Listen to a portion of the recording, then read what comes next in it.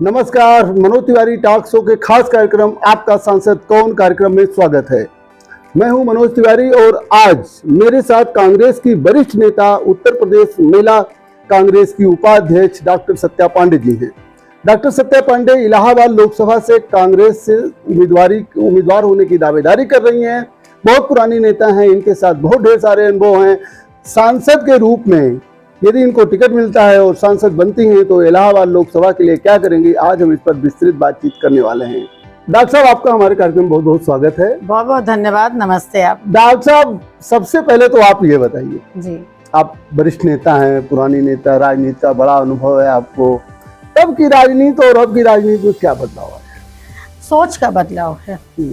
पहले जो हम एक दूसरे को मदद करने के लिए और अच्छी वार्ता करते थे, लेकिन आज जो है शब्दों में गिरावट आई है और हम किसी का विरोध करते हैं तो विरोध के लिए करते हैं, सिद्धांत का विरोध नहीं करते, व्यक्तिवादी विरोध करने लगते हैं। ये अंतर आया है। मतलब जो गलत काम करे उसका विरोध तो जायज है, अच्छा काम करता है उसका भी विरोध इसलिए किया जाता है कि हमारी पार्टी की नहीं करना चाहिए। अगर काम किया है तो उस काम की पहचान होनी चाहिए। और अगर हमारी ये आदत जो खो गई है तो उसका असर तो हमारे अपनी पार्टी पे भी पड़ता है कि हमारे यहाँ हमारे कार्य संस्कृति को भी नहीं पहचाना जाता। आपको नहीं लगता कि अब राजनीति या कहीं भी सिद्धांत नहीं रह गया, सिद्धांत खाली किताबी बातें हो गई, अवसर मिले तो आदमी कहीं से कहीं जा सकता है? देखिए, राजनीति में तो हम ही आते हैं ना, परिवार में भी हम ही आते हैं ना, देश में भी हम ही आते हैं ना। जब हमारे मानसिकता में गिरावट आएगी तो सब जगह आएगी, वो चाहे परिवार हो, चाहे राजनीति हो, चाहे समाज हो। गिरावट तो हर जगह आएगी ना। व्यक्ति का सोच गिरा है तो वो कहीं भी भागीदारी करता है ना, तो राजनीति में भागीदारी करता है।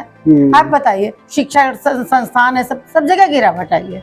मनुष्य की सोच में गिरावट आई है। ये आधुनिकता के दौर की वजह से ऐसा हुआ या जो है कुछ और वजह? मतलब लोग ज्यादा तकनीक में आगे हो गए और पाश्चात्य संस्कृति को अपनाने लगे, इसलिए? तकनीक हमको कोई गलत काम तो सिखा नहीं रही है और हमने हमारी सोच पर है कि हम क्या सीखते हैं। नहीं, तकनीक हमको गलत नहीं सिखा रही और हमको अपनी संस्कृति नहीं भूलनी चाहिए। हम अपनी संस्कृति, जो भारतीय संस्कृति का, उसको अगर भूल जाएंगे तब तो निश्चित रूप से ये होगा। और देखिए, ये बहुतायत में है, लेकिन ये पूरे ऐसा नहीं कि सभी ऐसे हो गए। आज भी नैतिकवादी लोग हैं, आज भी अच्छी सोच के लोग हैं, उन्हें ऊपर लाना पड़ेगा हम लोगों को, राजनीति में भी और समाज में भी। राजनीति पर अगर मैं बात करूँ डॉक्टर साहब, तो महिलाओं के लिए राजनीति कितना कठिन है? एक महिला राजनीति में उतना रुचि भी कम लेती है, जो लेती भी है तो संघर्ष करती दिखती है, कितना कठिन है? देखिए, महिलाओं के लिए तो संघर्ष और महिला बिल्कुल अन्योन्याश्रित है। सबसे पहले तो महिला को अपने ही आप से संघर्ष करना पड़ता है कि हम राजनीति में जाएं, क्योंकि उसको अपनी लड़ाई लड़नी पड़ती है, अपने सोच से लड़ना पड़ता है। क्योंकि जो लालन पालन हमारे भारतवर्ष के परिवेश में है वो राजनीतिक परिवेश का नहीं होता है। स्त्रियां ज्यादातर मानी जाती हैं, अभी शादी ब्याह कर देंगे, पढ़ा लिखा दें, घर चली जाएंगे, घर संभालेंगे। राजनीति सोच के माता पिता तो पालते ही नहीं है, तो वो तो किसी है ना। तो कुल मिलाकर के जो महिलाएं राजनीति में आती है, निश्चित रूप से उनको संघर्ष ज्यादा करना पड़ता है। उनको पहले अपनी सोच से संघर्ष करना पड़ता है, फिर परिवार से करना पड़ता है, फिर समाज से करना पड़ता है, तब पार्टी में भी करना पड़ता है, तब कहीं जाके वो पार्टी में पार्टी में संघर्ष की बात मुझे याद आई। डॉक्टर साहब, आपको एक बार महापौर का जो टिकट मिलने वाला था, नाम घोषित हो गया था, बहुत कुछ हो गया था, ये क्या कहानी थी, क्यों कर मनोज जी? मिलने वाला नहीं था, मुझे टिकट मिल चुका था। हाँ जी। और मुझे पंजाब मिल गया था, मैंने नॉमिनेशन फाइल कर दिया था। मुझे चुनाव लड़ना था, 2012 की बात है, और महिला सीट थी और बहुत अच्छा चुनाव था। मुझे खुद पार्टी ने कहा था, उस समय तत्कालीन हमारी प्रदेश अध्यक्ष डॉक्टर रीता बहुगुणा जोशी थी, उन्होंने बुला करके कहा कि तुमसे ज्यादा योग्य कोई महापौर के लिए नहीं है, इसलिए अप्लाई कर दो। मैंने अप्लाई किया, टिकट मिल गया, नॉमिनेशन कर दिया, लेकिन उन्होंने हमको कहा कि आप नाम वापस कर लीजिए। क्यों वापस कर लीजिए? क्योंकि बहुत पूंजीपति महिलाएं लड़ रही हैं। अब पूंजीपति महिलाएं लड़ रही हैं, इसलिए टक्कर बहुत मुश्किल है। तो एक पूंजीपति महिला को, जो रवि बदामन की पत्नी थी, सीरी बदामन, हम उनको सपोर्ट करें, माने कांग्रेस उनको सपोर्ट करेगी, निर्दल को। उनका रेल का डिब्बा था, चुनाव चिन्ह, और उनको सपोर्ट किया। और मैंने कहा मैं ऐसे तो नहीं हटूंगी, मुझे सिंबल मिला। आप प्रदेश अध्यक्ष, कोर कमेटी ने हमको टिकट दिया, तो सारी कोर कमेटी ने लिख करके मुझको दिया कि पार्टी हित में आप विड्रॉ कर लीजिए। अच्छा, मतलब वो 2012 में फिर कांग्रेस का प्रत्याशी नहीं, फिर मैं उसमें भी नहीं मानी। तो हमने कहा जब प्रदेश अध्यक्ष हमको लिख के देंगे, तो प्रदेश अध्यक्ष ने मुझको लिख के दिया कि आप बहुत कर्मठ हैं, आप पार्टी के प्रति बहुत समर्पित हैं और आप पार्टी हित में विड्रॉ कर लीजिए, पार्टी हित में ये आपको कार्य करना चाहिए। फिर मैंने बहुत सोचा कि बगावत करूं या पार्टी हित में, जैसा कि प्रदेश अध्यक्ष ने, हालांकि उसमें पार्टी हित नहीं थी, तो मैंने, लेकिन व्यक्तिगत हित रहा, क्या हित था ये वही बता पाएंगे। मैंने उसको विड्रॉ कर लिया और मैं चुनाव सीरी बदामन लड़ी। आपने देखा क्या? मैंने देखा। और अब तो रीता जोशी खुद ही कांग्रेस से जो है विड्रॉ कर चुकी है, आज भाजपा की सांसद भी है, उनके खिलाफ आप चुनाव भी लड़ने जा रही हैं। रीता जोशी आपकी बड़ी करीबी थी, और अगर आप उनके खिलाफ चुनाव लड़ेंगे तो डॉक्टर साहब कैसा होगा माहौल? दो बातें आपकी हैं। एक तो रीता जोशी करीबी थी, हमारी बड़ी बहन जैसी थी कांग्रेस में जब थी। जब वो भाजपा में गई तो हमारी करीबी नहीं है, क्योंकि मैं भाजपा में नहीं हूँ। तो पॉलिटिक्स के कारण वो हमारी नेता थी। तो निश्चित रूप से महिला कांग्रेस की भी राष्ट्रीय अध्यक्ष रही, उन्होंने मुझे जिलाध्यक्ष नियुक्त कराया और मैं कांग्रेस के प्रति समर्पित थी। रीता जी कांग्रेस में थी, इसलिए रीता जी भी हमारे साथ थी। दूसरी बात, मैं किसी के विरुद्ध चुनाव लड़ने नहीं जा रही हूँ, मैं कांग्रेस पार्टी के लिए चुनाव लड़ने जा रही हूँ। मतलब रीता जोशी से आपका पर्सनल कोई गरेज या वो नहीं है, दुराव नहीं? पर्सनल तो राजनीति में किसका क्या जुड़ा होता तो रीता जी आज हमारे साथ यहाँ बैठी होती। वो भी तो कभी हमारी बातचीत ना उनसे हुई ना उनकी, हमारी वो पार्टी की बात थी। अच्छा डॉक्टर साहब, आगे हम लोग चर्चा करते हैं।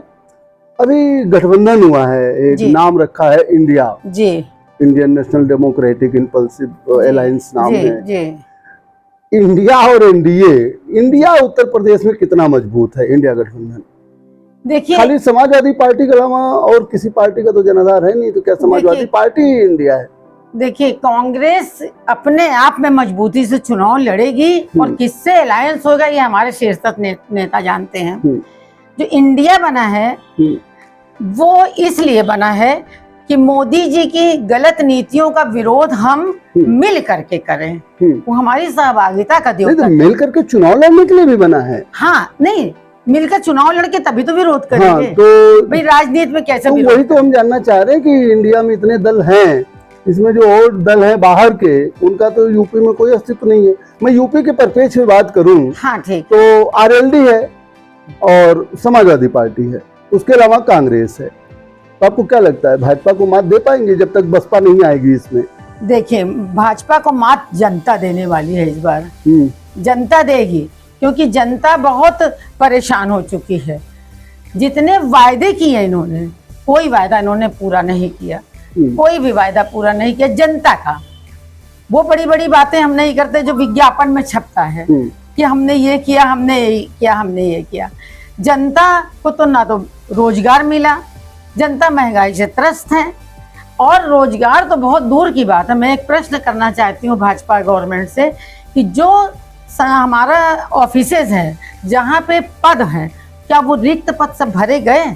आज 10 साल का दिन हो गया, अनएम्प्लॉयमेंट ज्यादा है और भरे नहीं जाते। और ये इतना बड़ा जखीरा खड़ा करके नियुक्ति पत्र देते हैं, उसी में लाखों रुपया खर्च कर देते हैं। नियुक्ति पत्र के लिए इतना आडंबर की जरूरत थी? दिखाना कि हम नियुक्ति पत्र दे रहे हैं, नया नहीं, जो पहले से खाली है उनमें भरते हैं। तो अब सवाल ये है कि मजबूती की, तो पहले तो जनता बहुत खफा है। जैसे मैं क्षेत्र में घूम रही हूँ तो मुझको लोग बताते हैं कि बहुत हुआ महंगाई, बहुत हुई बेरोजगारी। अब हम कांग्रेस के पास आएंगे। क्या मुद्दा रहेगा आपकी लोकसभा चुनाव में इंडिया का? हाँ, देखिए, कांग्रेस का और इंडिया का जो भी मुद्दा है वो आमजन का मुद्दा है। हम पूंजीपतियों को महत्व नहीं देते, ना देते थे।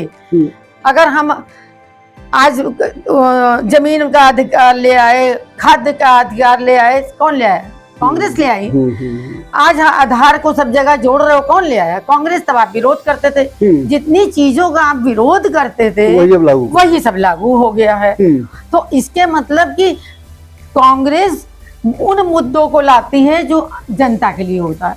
आज ये कहते हैं कि हम 5 किलो अनाज देते हैं, ठीक, आमजन 80 करोड़ लोगों को 5 किलो अनाज, और कहते हैं कि आत्मनिर्भर भारत है। जहाँ 80 करोड़ लोग 5 किलो अनाज पर निर्भर करते हैं, वो भारत आत्मनिर्भर बनेगा? आप बताइए। इसके मतलब वो बेरोजगार है, 5 किलो अनाज लेते हैं, तो आप बेरोजगारी को स्वीकार? डॉक्टर साहब, वर्तमान में जो सरकार है मोदी की, हाँ, और ये उत्तर प्रदेश में योगी की, हाँ, मोदी तो कह रहे हैं कि हम बहुत काम किया, आपने तो उनकी पोल खोल दी कि जब 80 करोड़ लोगों को आप 5 किलो अनाज देते हैं तो आत्मनिर्भर कैसे हो गया। योगी कहते हैं कि हम तो माफियाओं पर नकेल कस दिए हैं और बुलडोजर अपना काम कर रहा है, जनता सब खुशहाल है। इससे कितना सहमत? कस गया नकेल? कितने माफिया हैं, रिकॉर्ड उठाइए, गूगल खोल लीजिए, यूपी में देख लीजिए कौन से माफिया जो उनके खिलाफत करते थे, वही माफिया। हम नहीं कहते कि उन्होंने नहीं किया, जो किया वो माफिया थे, लेकिन जो नहीं कर रहे हैं बहुत से माफिया हैं। अब मेरा सवाल है कि कानून व्यवस्था से आप संतुष्ट हैं योगी सरकार की? अच्छा बताइए, कानून व्यवस्था है तभी आप घुस करके पुलिस कस्टडी में मार दे रहे हैं, ये कानून व्यवस्था है? भले वो माफिया है या सांसद थे हमारे या क्या थे, या आप कचहरी में घुस के मार दे रहे हैं, ये कानून व्यवस्था है? मार दिया जीवा को, तो ये कानून व्यवस्था है? कानून व्यवस्था तो आपकी वहां सशक्त नहीं है। कहते हैं कि महिलाएं बड़ी सुरक्षित हैं और आम आदमी में देखिए संगठन और ऑर्गेनाइज क्राइम खत्म हो गया है। अच्छा, तभी उन्नाव का केस हुआ है ना, तभी सोनभद्र का केस हुआ। आपके सांसदों से सुरक्षित नहीं है महिलाएं, और आप जो है तो आंकड़े उठाइए, बताइए बलात्कार कम हुआ है कि महिलाओं की सुरक्षा बढ़ गई है? कितनी बड़ी, कितना परेशान है? आज विजिबिलिटी कम हो गई, आप दिखाते हैं, आप बताते ज्यादा हैं। ऐसा नहीं, महिलाएं तब भी सुरक्षित थी, अब भी सुरक्षित है, तब भी अगर नहीं थी तो अब भी नहीं है। महिलाएं खुद सुरक्षित होती हैं और महिला पूरी पुलिस से सुरक्षित है, ऐसा बहुत नहीं। हाँ, ये बात हम मानेंगे कि कानून बना, निर्भया कांड हुआ तो पॉक्सो एक्ट बना, और वही पॉक्सो एक्ट का आज परिणाम है कि आसाराम बापू बंद है, उसी का परिणाम है। तो वो तो जरूरी था, और कानून तो बनना ही है ना। नहीं, जैसे कहना योगी सरकार का कि सड़कें बहुत चमचमा रही हैं, बिजली 24 घंटे आ रही है, पहले आती नहीं थी, सहमत है कि नहीं? अच्छा ये बताइए, सड़कें बहुत चमचमा रही हैं, हमने TDS दे दिया आपको, ठीक है, 30% जनता पैसे से सुनिए, और हम जा रहे हैं हाईवे पे, फिर हम क्या दे रहे हैं, टोल दे रहे हैं। तो आपने विदेशी कंपनियों को दे दिया, चमचमाती सड़क बन गई, कमीशन आपका तय हो गया, टोल हम दे रहे हैं, सब बना तो जनता रही है भैया। वो क्या बना रहे हैं जरा बता दीजिए तो। और पहले कहाँ नहीं बनी, कहाँ नहीं बनी, सड़कें नहीं बनी, बहुत पहले से चौड़ीकरण हो, किसकी जो सड़क है उसी का तो चौड़ीकरण हो रहा है। आप जब है शासन में तो कुछ तो करेंगे ही ना। फिर आपने ऐसा क्या कर दिया जिसमें आम जन को फायदा हो गया? मतलब रोजगार बढ़ाए होते, लोगों को महंगाई कम किए होते, तो इससे आम आदमी फायदा। महंगाई तो ये कम नहीं कर पाएंगे, और अपने ही पैसा निकालने में हम टैक्स भरते रहेंगे। तो कांग्रेस की सरकार आएगी तो महंगाई कम हो जाएगी? देखिए, कांग्रेस की सरकार जहाँ ही 500 रुपये हम सिलेंडर मिल रहा है कि नहीं मिल रहा है, तो सब्सिडी दे रहे हैं ना, तो जनता का पैसा चाहे इधर से दो चाहे उधर से दो, चाहे इधर से, लेकिन कहाँ किसको देना ये तो तय करना आपका काम है। सरकार क्या करती है, अपनी जेब से तो देगी नहीं, किसको क्या नीड है वही सरकार करती है। 500 रुपए सिलेंडर एक आम जनता का। पिछले लोकसभा में राहुल गांधी ने ये ऐलान किया था कि हर परिवार में युवा को 72,000 रुपए सालाना जो है उसको मिलेगा ही मिलेगा, इनकम गारंटी होगी। अब की बार तो उसको बढ़ा देना, मैनिफेस्टो क्या तय करते हो जाने। डॉक्टर साहब, मैं अब इलाहाबाद के बारे में बात करता हूँ। डॉक्टर सत्या पांडे जी से बातचीत अभी जारी रहेगी और इलाहाबाद लोकसभा के बारे में अब बात होने जा रही है। वक्त एक छोटे से ब्रेक का।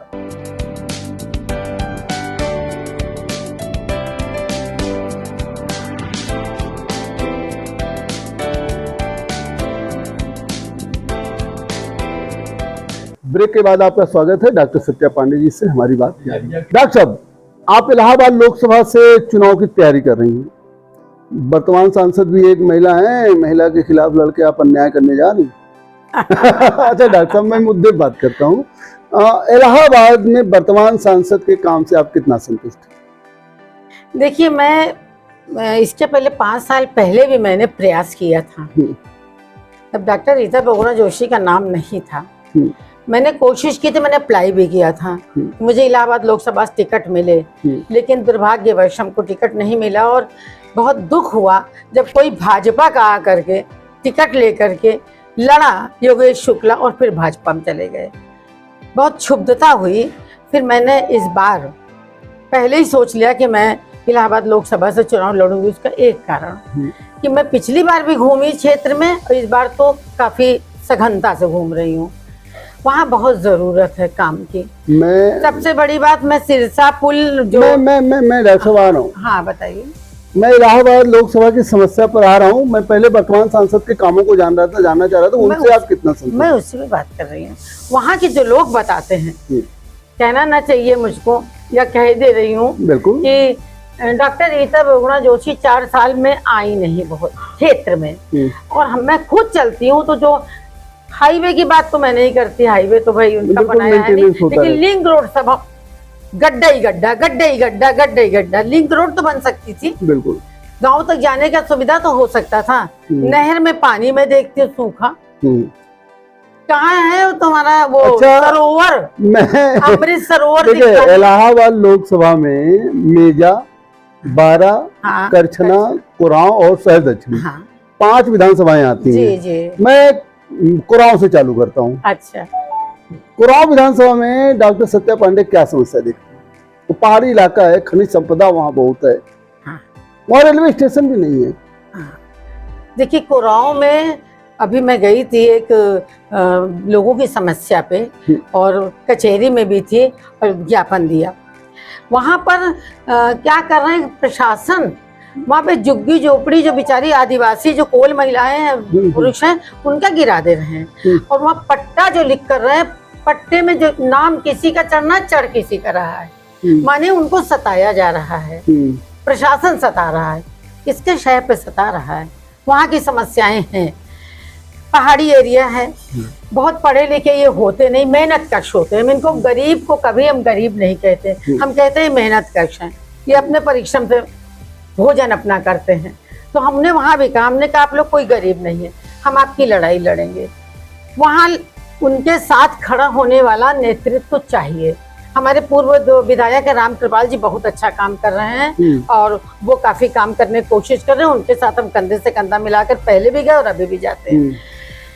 तो वहाँ पर जो सुविधाएं चाहिए वो सुविधाएं निश्चित रूप से थोड़ा कठिन होती है। देखिए ये तो इधर तो पहाड़ी इलाकों में तो ठीक है, लेकिन पहाड़ी में थोड़ा पहाड़ी एरिया में थोड़ा गड़बड़ होता है। पेयजल की भी उतनी समस्या होती है, जल्दी नहीं निकलता पेयजल की, तो जगह जगह हमको शिकायत, सिंचाई की भी उधर ज्यादा, सिंचाई की भी प्रॉब्लम आती है। तो निश्चित रूप से उधर ज्यादा ध्यान देने की जरूरत है। कोई गरीब बच्चा हो अपना तो उसको ज्यादा ध्यान दीजिए। अगर वहाँ ज्यादा कठिनाई है तो वहाँ ज्यादा सरकार को ध्यान देना चाहिए, वहाँ कम ध्यान दिया जाता है। कुराव में ज्यादा समस्या जो देवघाट और हलिया और ललियारी साइड, नहीं हलिया और देवघाट साइड में। हाँ चलिए मैं आ जाता हूँ मेजा में। मेजा भी आप गई होंगी? गए हैं। मेजा में तो बहुत बड़े बड़े नेता हैं और भाई अभी क्या नाम है, कितने बड़े नेता हैं, वहाँ क्या समस्या देखती हैं आप? मेजा में तो राजनीति की चेतना ज्यादा है लोगों की, और जहाँ भी बैठ जाते हैं वहाँ राजनीतिक चर्चा होती है। हर मोहल्ले में प्रत्याशी। बिल्कुल बिल्कुल बिल्कुल। वहाँ पर मैंने ये बात वहाँ बोली भी कि आप लोगों में तो राजनीति की इतनी चेतना है, इतनी तो हम शहर में इलाहाबाद में नहीं देखते बिल्कुल जितना आप लोगों में है। तो मेजा के लोग बहुत जागरूक हैं। उन लोग एक लब्बू लुआब जो उन लोगों ने कहा कि मैम हम लोगों को कांग्रेस का बहुत अच्छा नेतृत्व मिल जाए तो हम लोग कांग्रेस को ही वोट देना चाहते हैं। हम लोग मजबूरी में भाजपा को वोट दिए क्योंकि नेतृत्व तो नहीं है। आप आ जाइए, हमने का प्रयास में हूँ। आपकी शुभकामनाएं। मेजा में हमने देखा कि हर घर में, हर तीसरे घर में आपको अधिकारी या नौकरी वाले मिलेंगे, पढ़े लिखे बहुत और बहुत जागरूक। तो वहाँ कुछ जमीनी समस्या जैसे आप जिक्र कर रही थी, सिरसा से लेकर हड़िया को जोड़ने वाले पुल की सख्त जरूरत है। वो बहुत जरूरी है कि व्यापारियों के लिए, मैं व्यापारियों बीच में बैठी तो उन्होंने कहा अगर ये पुल बन जाए तो व्यापार बहुत हमारा बढ़ जाएगा और लोग आने। मैं खुद उस पीपे के पुल से चली। हमने सुना है कि केशव प्रसाद ने उद्घाटन किया है। उद्घाटन पता लगाइए, आप पत्रकार हैं, ये केवल घोषणा करके आए हैं और कागज में कुछ नहीं हुआ, नथिंग। हर साल वहाँ दुर्घटनाएं हो जाती हैं। वहाँ लोग, और जितने के तो पीपा पुल बनाए उतने में तो पुल बना देते अब तक, अब बह जाता है पीपा पुल। अब बताइए, हम उस पुल से इसीलिए चले डरते डरते कि भाई किसी तरह हम भी चल के देखें यहाँ की जनता कितनी परेशान होती है। निश्चित रूप से हमको उन बीच में वो करना पड़ेगा, तब हम उनकी बात को समझेंगे। करछना की बात करते हैं। अच्छा। करछना तो बड़ा विकसित है, उसमें पावर प्लांट भी है और जो है रेवती रमन जी और वहाँ मंत्री भी वहाँ से रहे हैं तमाम, तो तो मतलब करछना विधानसभा में आज आपको क्या? करछना विधानसभा में मेरा एक इंटर कॉलेज चलता है, सत्यम इंटर कॉलेज। जी जी जी। आज 20 साल हो गया। मैं अगर कहीं और इसको चलाती तो शायद बहुत आगे कॉलेज हम कर पाते, क्योंकि वहाँ की में शिक्षा के प्रति तो जागरूकता नहीं है लोगों में। हमने ये देखा करछना में लोग, हमारे जो जहाँ चल रहा है वहाँ तो हम देख रहे हैं फूलों की खेती लोग करते हैं, लेकिन फूलों का जो व्यवसाय है उसका कोई व्यवसायीकरण नहीं है। फूल तोड़ते हैं बेचारे, फुटकर में बेच देते हैं, पैसा नहीं पाते, वो परेशान है। करछना में ही एक कंपनियां भी रही हैं, त्रिवेणी ग्लास फैक्ट्री, तो कितने लोग उसमें चले और तमाम तो अभी बंद भी पड़े। और बताइए आप, सारे बंद हो गए, नैनी का तो सभी बंद हो गया, देख रहे हैं आपकी। कब बंद हुआ बताइए?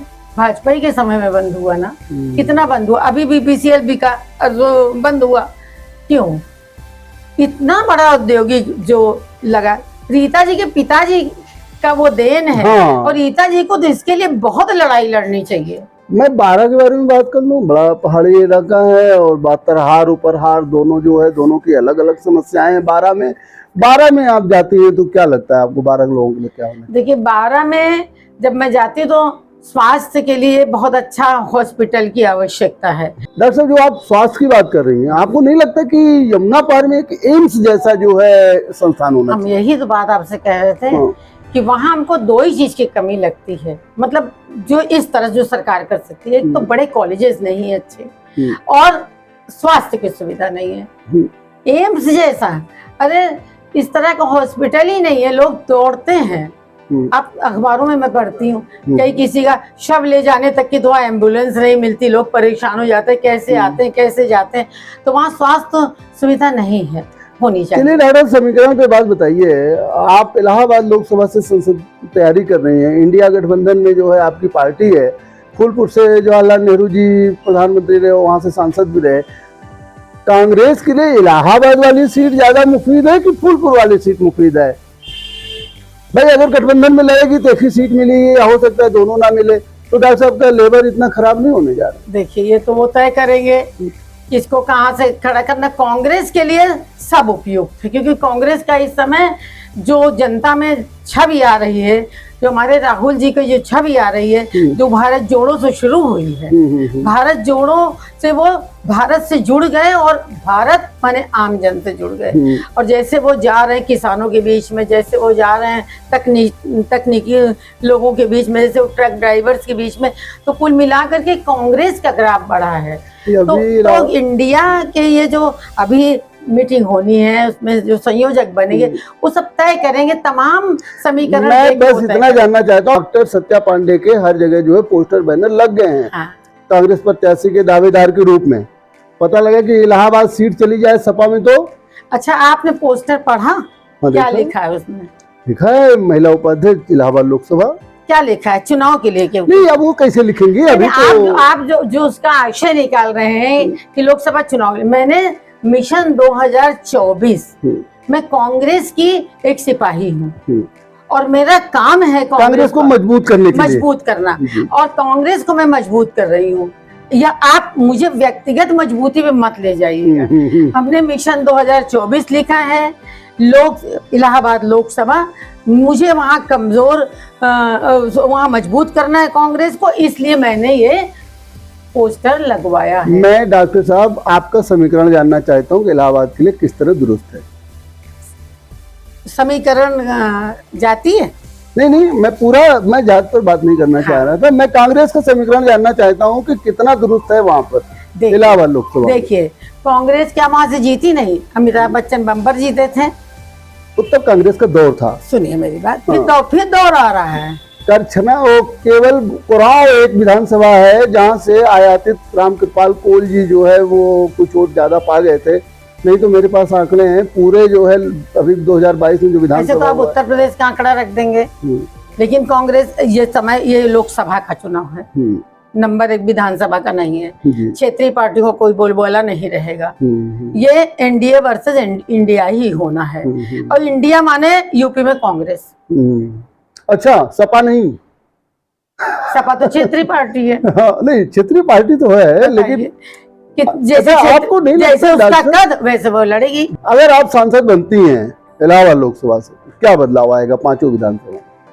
पांचों विधानसभा में सबसे बड़ी बात कि मैं जिस जगत में रही हूँ, शिक्षा जगत में, पहले तो कोशिश करूंगी कि कॉलेजेस अच्छे खुलवा दूं, राजकीय महाविद्यालय विद्यालय खुलवाऊं और विशेषकर मैं स्त्री शिक्षा पे ज्यादा जोर दूंगी। दूसरी बात, जो वहाँ समस्या है पेयजल की, जो वहाँ समस्या है स्वास्थ्य की, उसके लिए मैं अपने स्तर से यहाँ पर सुविधा करवाऊँ। हॉस्पिटल्स, वहाँ के लोगों को दौड़ना ना पड़े, क्योंकि दौड़ने धूपने में भी बहुत परेशानी होती है। ऐसी ऐसी जगह पहाड़ी एरिया है जहाँ साधन नहीं मिलता, संसाधन बढ़वाने की कोशिश करूँगी। और लिंक रोड बनवाने की, गाँव दूराज मतलब दूर दराज से लोग आ सके मेन रोड तक, तो ऐसे लिंक रोड बनवाने का पूरा प्रयास करूँगी। कोशिश करूंगी कि उस जमुना पार्क के या इलाहाबाद लोकसभा कह लीजिए, उसको ला करके एक मुख्य धारा से जोड़ दूं, जो कि वहां पे कमियां हैं। और मैं जितना कर पाऊंगी जरूर करूंगी। क्या कर पाऊंगी ये तो हमारे भविष्य पे निर्भर करता है। अक्सर नेताओं पर यह आरोप लगता है क्षेत्र में दिखाई नहीं देते हैं। डॉक्टर सत्या पांडे के बारे में कितना सही रहेगा? मैं क्यों नहीं दिखाई दूंगी? अभी तो मेरा फितरत ही नहीं कि मैं क्षेत्र में ना जाऊं। बनने के बाद लोग नहीं दिखाई देते ना? नहीं, जीतने के बाद ना दिखाई देते होंगे, लेकिन मैं जीतने के बाद नहीं दिखाऊंगी, तभी ये प्रश्न करिएगा। मैं जरूर जाऊंगी क्षेत्र में, क्योंकि क्षेत्र के लोग ही तो हमको वोट दे रहे हैं। उन तक मैं ना पहुंचूं तो 2024 में आपको क्या लगता है? इतने ज्यादा नेता हैं इंडिया गठबंधन में, जैसे ममता बनर्जी जी भी हैं, नीतीश कुमार जी भी हैं, शरद पवार जी भी हैं, कांग्रेस के तो राहुल गांधी जी है ही है। प्रधानमंत्री कौन बन सकता है? ये बताइए मनोज जी, हमारा संविधान क्या कहता है? जो प्रधानमंत्री पहले घोषित करना कि बहुमत दल का नहीं, बाद में आफ्टर इलेक्शन संवैधानिक ढंग से होगा, इसकी कोई लड़ाई नहीं है। मतलब भाजपा में जैसे मोदी चेहरा, वैसे इंडिया गठबंधन कोई चेहरा नहीं होगा? नहीं, चेहरा होना चाहिए, संवैधानिक दृष्टि से नहीं होना चाहिए। नहीं, बात तो वो ठीक है, लेकिन ये तो गठबंधन के ऊपर निर्भर करता है ना, किसी को घोषित करे न करे। जब इनको संविधान बचाना होता है। कांग्रेस नेता के रूप में आप किसको चाहती है प्रधानमंत्री देखना? मैं तो अभी कुछ नहीं बोलूंगा, हम तो राहुल गांधी को ही कहेंगे। हाँ, तो राहुल गांधी का नाम लीजिए खुल के। आपको डर लग रहा है? की बात है, आपने कहा कौन बनेगा, तो अगर हमारे नेता है तो राहुल गांधी, हम तो चाहेंगे राहुल गांधी प्रधानमंत्री बने देश के, हम तो चाहेंगे। लेकिन ये गठबंधन बाद में क्या तय करता है उसको भी हम स्वीकार करते हैं। राहुल जी क्या तय, मैं तो चाहती थी सोनिया गांधी जरूर प्रधानमंत्री बने, नहीं बैठी चेयर पे, हम लोग रो दिए। उनको तो मौका मिला ही था 2 बार। बताइए, तो फिर हम उस पे अभी से अपना ये कह दे कि यही होगा, तो ये कैसे उचित होगा? मैं तो चाहती थी सोनिया जी बने, मैं तो दोबारा भी चाहती थी राहुल जी बने नहीं बने। इन लोगों को सत्ता मोह नहीं है, ये देश की रक्षा के लिए, राष्ट्र की रक्षा के लिए हैं। लोग जो इनके ऊपर गलत आरोप लगाते हैं कि परिवारवाद, ये नहीं है। ये अगर होता तो प्रधानमंत्री राहुल गांधी पहले ही बन गए होते। क्या लगता है आपको 2024 में बदलाव हो जाएगा? एकदम होगा, 100% होगा, 100% होगा। बहुत हुई महंगाई की मार, बहुत हुई बेरोजगारी की मार, अब नहीं चाहिए, अब की बार बदलेगी सरकार। क्या नारा दिया आपने। अच्छा डॉक्टर साहब, इलाहाबाद की जनता से आप क्या अपील करना चाहेंगे? इलाहाबाद लोकसभा की जनता से मैं अपील करना चाहूंगी कि अपने मन मस्तिष्क का सकारात्मक प्रयोग करें और ये देखें कि उनके बीच का एक आम आदमी, एक आम कार्यकर्ता कैसे पार्टी के प्रति अगर निष्ठा है तो उनके प्रति भी निष्ठावान रहेगा।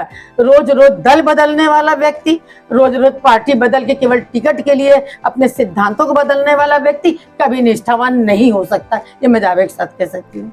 तो मैं 40 साल से कांग्रेस पार्टी में हूँ, कांग्रेस पार्टी के प्रति मेरी निष्ठा है, तो मेरा अपने सिद्धांतों के प्रति भी निष्ठा जाहिर है। तो मैं उसी निष्ठा से उनके बीच में आई हूँ और उसी निष्ठा से मैं काम करूंगी। यदि वो उनको अपना वोट देंगे और मुझे पार्टी इस लायक समझेगी कि टिकट देगी और मैं जीत जाऊं, मैं एमपी बन जाऊं, तो यही हमारा रुख रहेगा, कोई बदलाव नहीं होगा। मैं पूर्ण समर्पण से इलाहाबाद लोकसभा की सेवा करती रहूंगी। चलिए डॉक्टर साहब, आज आपने समय दिया, इसके लिए आपको बहुत बहुत धन्यवाद। आपका भी बहुत बहुत धन्यवाद। जैसा कि आपने देखा, हमारे कार्यक्रम आपका सांसद कौन कार्यक्रम में कांग्रेस की वरिष्ठ नेता डॉक्टर सत्या पांडे जी थी। डॉक्टर सत्या पांडे इलाहाबाद से लोकसभा चुनाव की तैयारी कर रही हैं और उन्होंने मेजा, करचना, बारा, कुरांव और सैयदचली में जो भी समस्याएं हैं उनके बारे में खुलकर बात किया। आपका कहना है कि दल बदल करने वाले लोगों को वोट ना दे करके एक निष्ठावान और समर्पित नेता को वोट देने से आपकी भलाई है। आगे भी हम आपको ऐसे ही तमाम नेताओं से अपने कार्यक्रम में रूबरू करवाते रहेंगे। दीजिए मनोज तिवारी की इजाजत। देखते रहिए मनोज तिवारी टॉक शो। धन्यवाद।